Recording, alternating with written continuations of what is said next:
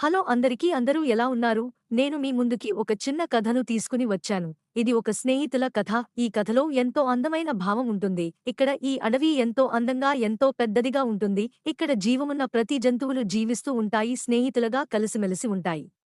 ఈ అడవి చాలా పెద్దదిగా ఉంటుంది కాబట్టి మనుషులు ఎవ్వరూ లేకపోయినప్పటికీ పక్షులు, జంతువులు, చిన్న చిన్న జంతువులు, పెద్ద పెద్ద జంతువులు అన్నీ నివసిస్తూ ఉంటాయి.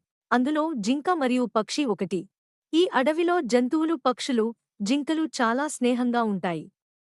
ఇలా వీళ్ళు స్నేహంగా కలిసి మెలిసి ఉంటాయి. అలా ఒకరికొకరు సహాయం చేసుకుంటూ కలిసిమెలిసి ఉంటారు. ఎలా ఉండగా ఒకరోజు ఒక వేటగాడు ఎలాగైనా జీవమున్న ఒక జంతువుల్ని పట్టుకుని పోదామని ప్రయత్నిస్తాడు. అలా అడవంతా తిరగసాగుతాడు. అలా తిరుగుతూ ఉండగా ఒక జింక అతని కంట పడుతుంది. అలా అదింకని ఎలాగైనా తీసుకెళ్దాం అని ఉద్దేశంతో ఆ జింకను పట్టుకుందామని ప్రయత్నిస్తాడు. ఒక చేతిలో తుపాకీ పట్టుకుంటాడు, ఇంకో చేతిలో